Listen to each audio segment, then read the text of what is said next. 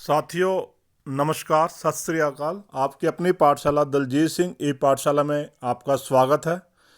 साथियों, एसीपी और प्रमोशन के बारे में मैंने पीछे 2-3 वीडियो डाले हैं जिसमें मैंने टीजीटी, जेबीटी और ईएसएचएम की प्रमोशन के बारे में और एसीपी के बारे में बात की थी, क्योंकि पूरे हरियाणा में ऑब्जेक्शंस लग रहे हैं, केस वापस भेजे जा रहे हैं, क्योंकि एक नया तो नहीं कहूँगा, पुराना ही है रूल तो, लेकिन लागू अब शिक्षा विभाग में हुआ है।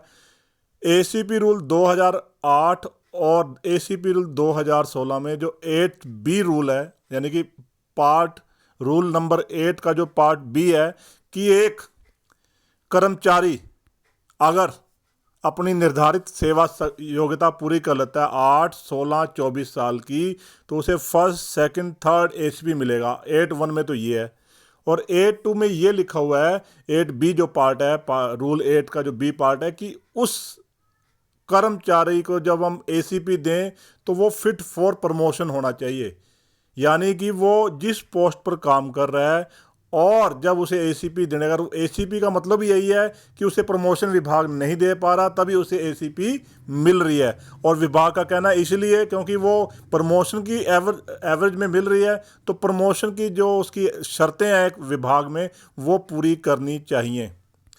तो 8B में यही लिखा हुआ फिट फॉर प्रमोशन होना है। और अब जितने भी एसीपी केसेस भेजे जाएंगे वो फिट फॉर प्रमोशन के बाद ही भेजे जाएंगे। फिट फॉर प्रमोशन के लिए मैंने काफ़ी कुछ पीछे अपने वीडियो में बताया, आप देख सकते हैं मेरे चैनल दलजीत सिंह ई पाठशाला के ऊपर। लेकिन उसके बाद काफ़ी मैसेज मुझे प्राप्त हुए art and craft C and V art and craft and C and V PTI, दोनों जो वर्ग थे। वैसे तो टीजीटी पंजाबी, टीजीटी संस्कृत, उनके थोड़े अलग रूल हो गए। मैंने काफ़ी सर्च किया इसके ऊपर, काफ़ी लोगों से बात की, और फिर मैंने कोर्ट के डिसीजन भी देखे। तो मैं आज सिर्फ सी&वी पीटीआई, सी&वी आर्ट एंड क्राफ्ट, जिसे हम ड्राइंग टीचर बोलते हैं, उनके ऊपर बात करूंगा। मैं पहले रूल 98 पढ़ूंगा, जो 1998 में जिस बेस पर वो लगे हुए हैं उसकी बात करूंगा, और उसके बाद फिर बताऊंगा आपको कि उनके एसीपी के लिए या प्रमोशन के लिए क्या शर्त है, तब वो एसीपी के लिए फिट होंगे। अगर हम बात करें पीटीआई की, फिजिकल ट्रेनिंग इंस्ट्रक्टर जिसको बोला जाता है, उसकी जो पहले प्रमोशन थी, जो शर्त थी, matric from Haryana school education board और एन इक्विवेलेंट क्वालिफिकेशंस, साथ में certificate in physical education, certificate होना चाहिए उसके बाद फिजिकल एजुकेशन। और यही प्रमोशन में शर्त थी उसकी, matric from Haryana school education board और an equivalent qualification recognised by the Haryana school education board और सर्टिफिकेट इन फिजिकल एजुकेशन। तो ये तो थी फिजिकल इंस्ट्रक्टर पीटीआई की। और आर्ट एंड क्राफ्ट की भी यही थी, matric from Haryana school education board और 2 year diploma in art and craft examinations. यही है, matric from Haryana school education board, equivalent qualification recognised by Haryana school education board और 2 year diploma in art and craft examination conducted by the Haryana industrial training department. तो साथियों, क्या हुआ कि जब 98 में रूल बनाए गए तो काफ़ी टीचर भर्ती 98 से पहले भी हुए, इसी एजुकेशन के ऊपर भर्ती हुए थे। अब जो 2020 में भी पिछले साल एक भर्ती हुई है सी&वी पीटीआई की, या जो ड्राइंग टीचर की भी होगी, जो 2006 के साथी हटाए गए हैं कुछ दुर्भाग्यवश, और उनकी जगह जो भर्ती नहीं हुई है वो भी इसी श्रेणी के अंतर्गत हुई है, सी&वी पीटीआई, सी&वी ड्राइंग, जिसे आर्ट एंड क्राफ्ट बोला जाता है। लेकिन उसके बाद क्या हुआ, 2012 में नए रूल बना दिए गए। क्या रूल बनाए गए वो भी दिखाता हूं मैं अब आपको। अगर टीजीटी आर्ट की बात करें तो इसके लिए योग्यता निर्धारित कर दी गई बीए या BFA, bachelor in fine art, या BA and 2 year diploma in elementary education, BA bachelor fine art, BA with at least 50% and 1 year bachelor in education, यानी कि बीए आपकी होनी चाहिए 50% मार्क्स से और 1 ईयर बैचलर इन एजुकेशन होना चाहिए आपके पास, या बीएफए होना चाहिए आपके पास टीचर ऑफ आर्ट बनने के लिए। और दूसरी तरफ क्या शर्त रखी गई, टीजीटी फिजिकल एजुकेशन, जिसे डीपीई बोलते हैं हम, डिप्लोमा है, तो उसके लिए रखी कि graduate with bachelor in physical education, BPEd, यानी कि बीपीएड करी होनी चाहिए, ग्रेजुएट होना चाहिए, और its equivalent from a recognised university, यानी कि अगर आपने बीपीएड की हुई है तो आप टीजीटी फिजिकल एजुकेशन की योग्यता रखते हो। साथियों, ये जो नए रूल हैं 2012 के, उसमें आपका नाम रख दिया गया है टीजीटी फिजिकल एजुकेशन। अब हुआ क्या, जब ये रूल बनाए गए तब सी&वी जो श्रेणी थी उसको भी इसी श्रेणी के अंदर ला दिया गया। बात समझना जो मैं कह रहा हूं, उसको भी, उन दोनों श्रेणियों को, यानी कि पीटीआई जो सी एंड वी थे और सी एंड वी जो आर्ट एंड क्राफ्ट टीचर थे, जब उनके एचएमएस और एमआईएस भरे गए तो उसी के ऊपर ला दिया गया, जिससे ये भ्रांति फैल गई कि उनको भी उसी के बराबर ग्रेड दे दिया गया। लेकिन नहीं साथियों, विभाग ने कुछ और ही सोचा हुआ था उन साथियों के लिए। जब प्रमोशंस होने लगी तब दिक्कतें आई, बहुत ज़्यादा दिक्कतें आई। केस कोर्ट में भी गए, काफ़ी विचाराधीन चले, यहाँ तक कि सुप्रीम कोर्ट में भी केस गया। लेकिन उसके बाद जो फैसला हुआ, मैं भी आपको फैसला पढ़ के सुनाऊंगा, तभी बताऊंगा आपको क्या हुआ। उससे पहले मैं थोड़ी मोटी क्लियर कर देता चीज़ें। यानी कि जो साथी 2012 से पहले लगे हुए हैं C and V, PTI C and V art and craft, उनके लिए एक चीज़ है कि वो अभी 4200 की, यानी जो जेपटी के बराबर पद है, उसके ऊपर काबिज हैं। उसके बाद उन्हें जो फर्स्ट एचपी मिलेगा 4600 का, वो एज टीजीटी मिलेगा। उनकी प्रमोशन जो फर्स्ट होगी वो टीजीटी के रूप में होगी, अगर उनकी योग्यताएं जो है टीजीटी की वो रखते होंगे। टीजीटी की योग्यताएं जो 2012 रूल कहते हैं, जो मैं पढ़ रहा था, ये 2012 के जो रूल हैं उनके अनुसार अगर आपकी योग्यताएं, चाहे अगर आप कोई पीटीआई है, जैसे अगर वो टीजीटी फिजिकल एजुकेशन बनना चाहता है तो उसे बीपीएड करी होनी चाहिए और साथ में उसके पास 3 ईयर एक्सपीरियंस होना चाहिए और बीए भी होनी चाहिए उसकी। अगर आपके पास अंदर ये काबिलताएं हैं तो आप फर्स्ट एसीपी लेने का अधिकार हो, जो सी एंड वी पीटीआई या इससे ऊपर आपकी योग्यता हो। आप एमए फिजिकल एजुकेशन है तब भी आप उसके लिए योग्यता रखते हैं। और इसके साथ ही जो ड्राइंग टीचर हैं वो भी अगर टीजीटी साइंस, टीजीटी एसएसटी की अगर वो पोस्ट रखते हैं, अगर वो अपने अंदर क्वालिफिकेशन रखते हैं, तो वो फर्स्ट एसीपी के अधिकारी हैं। टीजीटी साइंस में भी है और टीजीटी सोशल स्टडी में भी है। देखो, BA 2 year diploma in elementary education, इसमें कोर्ट में विचाराधीन है, अभी मामला सरकार ने माना नहीं है। BA BCom with at least 50% marks, 1 year bachelor education, और इसके साथ एक्सपीरियंस कितना चाहिए आपको, प्रमोशन की बात कर रहा हूं मैं। BA 3 year experience as primary teacher और क्लासिकल एंड वंडा सी एंड विद टीचर, 3 साल का एक्सपीरियंस होना चाहिए आपका। ड्राइंग टीचर की बात कर रहा हूं मैं। अगर उनके अंदर ये योग्यता है तो वो TGT science, TGT social study, जो भी साइंस की योग्यता जो होगी 2012 के रूल के अनुसार, वो उनकी देखी जाएगी। अगर वो टीजीटी एसएसटी सोशल स्टडी बनने जाते हैं तो 2012 के अंदर जो भी योग्यता है वो देखी जाएगी। अब शोर क्या हुआ कि कुछ साथी जो थे वो कोर्ट चले गए इसके बाद, जब ईएसएचएम की प्रमोशन लिस्ट आई तो उसमें उन्हें कंसीडर नहीं किया गया, जबकि संस्कृत पंजाबी वालों को उसमें कंसीडर किया गया था जिन्होंने बीए बीएड कर रखी थी। तो साथियों, कोर्ट के जो डिसीजन आए वो ये आए। पहला तो आया सुप्रीम कोर्ट का डिसीजन। सुप्रीम कोर्ट ने क्या कहा है वो देखो। ये सुप्रीम कोर्ट ने कहा था सी एंड वी कैडर के बारे में। इसकी जो मैं मोटी मोटी बात है वही पढ़ना चाहूंगा। सुप्रीम कोर्ट का डिसीजन है ये, state of Haryana versus Sandeep Singh on 6 मई 2019। इसका नंबर भी बता देता हूं ताकि आप देख सकते हो, ऑनलाइन भी इसको देख सकते हो। सिविल अपील नंबर 4546 ऑफ 2019 थी ये। इसमें क्या डिसीजन दिया गया है, लास्ट मैं सारा पढ़ूंगा, आप पढ़ सकते हो सुप्रीम कोर्ट की साइट पे भी जाकर। मेन डिसीजन जो कहा गया, एक तो ये कहा गया, the reading of rules would show that C and V teacher are treated as to be TGT so far to avoid anomalous situation where the C and V teacher after the commencement of 2000 rules would not be governed by any set of rules।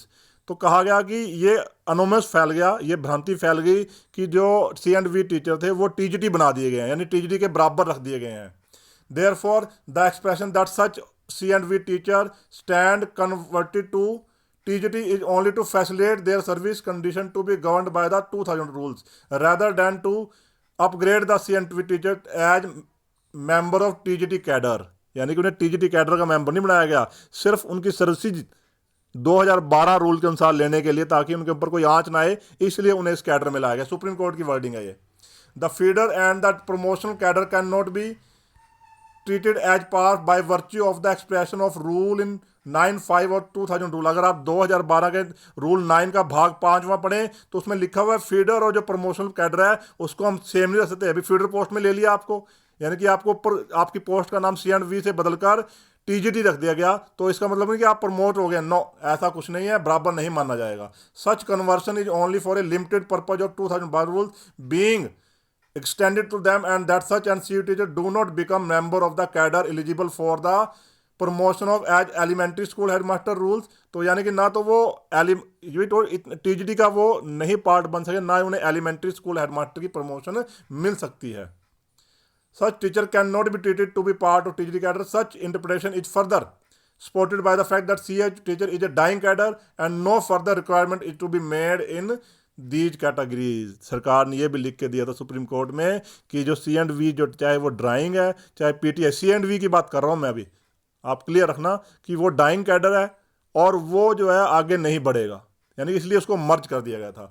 Such C and V teacher if eligible can seek appointment by of direct recruitment और other than by direct recruitment in terms of the academic qualification and experience contained in the appendix B of 2012 rules. यानी कि अगर वो चाहे promotion ले या direct recruitment से वो टीजीटी बन सकते हैं, लेकिन उन्हें 2012 के जो रूल हैं वो अपनाने होंगे। But they can not be treated as master as member of TGT cadre. The state may consider to provide opportunity to such teacher for appointment as TT. जो स्टेट है वो ऐसे टीचर को चाहे तो अपॉइंटमेंट दे सकती है as TGT. The TGT are engage to provide elementary education. जो टीजीटी है वो एलिमेंट्री एजुकेशन के लिए है। The purpose for the rule is better served by ensuring education to the student of primary school in the state by trained graduate teacher rather than CNV teacher who were being engaged earlier। तो जो कहना चाहता है supreme court, ये कहना चाह रहा है कि जो एलिमेंट्री स्कूल का जो बच्चे हैं उनको टीजीटी ट्रेन टीचर अच्छी तरीके से पढ़ाए जाते हैं, जबकि CNV जो है पुराना कैडर है। It is upgradation of the qualification of teacher to be engaged for teaching the student of primary schools for appointment as TGT। therefore the interpretation which subserves cause of education is to be preferred as against the interpretation leading to enormous result। More, it is not warranted by the cumulative reading of the rules। In view of the above, we find the order passing by the High Court CNV teacher becomes member of the TGT cadre after the commence of 2000 rules in fact violate the cumulative reading of the 2000 rules and defeat the cause of the primary education in the state governed by the Article 21A of the Constitution। Consequently, the appeal is allowed and the order by the High Court is set aside। High Court ने जो order दिया था कि उनको TGT के बराबर माना जाए उसको रद्द किया जाता है, और CNV टीचर क्योंकि डाइंग कैडर है वो CNV रहेंगे। अगर उन्हें प्रमोशन चाहिए तो उन्हें अपनी क्वालिफिकेशन जो है पूरी करनी पड़ेगी। ये साथ ही एक कोर्स था, इसके साथ ही एक और केस था हाई कोर्ट का। जब ESHM बने थे उनको कुछ को प्रमोशन दे दी गई थी ESHM के, लेकिन उन्हें फिर रिवर्ट बैक किया गया था हाई कोर्ट के। इसमें भी मैं लास्ट का पैरा पढ़ देता हूँ। As regard argument of the learned counsel for the petitioner that certain junior to the petitioner being retained as elementary school headmaster, it may be noted that those teacher are Sanskrit teacher and there are separate quota for promotion for Sanskrit teacher to elementary school headmaster as per rule 9(1) of the 2000 rules। Sanskrit teacher जो हैं उनको अगर ESN जो बनाया गया तो उनका separate Kota है, उनके सेपरेट रूल हैं, आपको नहीं बनाया जा सकता। Next argument of learned counsel for the petitioner is also to be noted and rejected, particularly when the Honorable Supreme Court on interpretation of rule had left that post of classical and vernacular teacher do not stand upgraded to the post of trained graduate teacher। वही जो मैंने अभी बताया, तो ज़्यादा मैं पढ़ लेता, ये रूल आप दे सकते हो। ये भी एक बहुत अच्छी CNV के लिए एग्जाम्पल है। CWP ऑफ 5679 ऑफ 2019 जो केस है, ये हाई कोर्ट का केस है। इसका फैसला जो आया था 28 जनवरी 2021 को आया था। तो साथियों, आपके लिए CNV जो मेरे साथी ड्राइंग टीचर हैं और जो PTI हैं, चाहे वो अब भर्ती पिछले साल हुए हैं लेकिन उनका जो नाम है वो CNV है क्योंकि 2006 की भर्ती है या उससे पहले लगे हुए हैं, उनको TGT के जो रूल्स हैं वो पालन करने पड़ेंगे अगर वो फर्स्ट ACP लेने जाते हैं। सेकंड ACP के लिए उन्हें ESHM की योग्यता उनके अंदर होनी चाहिए। ESHM और TGT की योग्यता सेम ही है, तो इसलिए जो CNV है उनकी जो फर्स्ट ACP है, फर्स्ट प्रमोशन जो बनेगी वो TGT की बनती है। उसके बाद उनकी सेकंड जो बनती है वो ESHM की बनती है, ESM एलिमेंट्री स्कूल हेडमास्टर की। और एलिमेंट्री स्कूल हेडमास्टर की मैं पहले कई बार बता चुका हूँ, जो क्वालिफिकेशन वो सेम है जो TGT की है। जो 2012 रूल्स में जो TGT की है वही ESHM की, सिर्फ उसमें जो एक्सपीरियंस है वो 3 की जगह 5 ईयर्स है। तो फर्स्ट सेकंड एसपी और थर्ड एसपी जो उनकी हाई स्कूल हेडमास्टर की या लेक्चरर की बन सकती है। उसके लिए 50% रूल जो हैं वो चलेंगे। और ईएसएच में भी उनको थर्ड मिल सकती है अगर उनकी ईएसएच पे प्रमोशन नहीं होती है। साथियों, आपके जो डाउट्स हैं, आपकी जो क्वेरीज हैं, वो वैल्यूएबल है मेरे लिए। आप उन्हें कमेंट बॉक्स में लिख सकते हैं। अगर आप कोई सजेशन देना चाहते हैं, आपको इससे ज़्यादा पता है, किसी और केसेज के बारे में पता है, साथियों की नॉलेज के लिए आप नीचे कमेंट बॉक्स में लिख सकते हैं। मेरी सभी शिक्षाजीवी बुद्धिमानों से विनती है कि आप जरूर मेरे मैसेज के नीचे जो लोग कमेंट लिखते हैं वो पढ़ा करें, ताकि आपकी और हेल्प हो सके। जो भी साथी इसमें अपनी वैल्यू को, अपने मैसेज देना चाहते हैं कमेंट वैल्यूएबल, मैं उनका स्वागत करता हूं। और साथियों, आपके लिए ये चैनल हर समय तत्पर तैयार है, ताकि आपको हर समय सूचना इन्फॉर्मेशन मैं देता रहूं। मेरी कोशिश यही रहेगी, आप मेरे चैनल को सब्सक्राइब करिए। धन्यवाद साथियों। जय हिंद साथियों।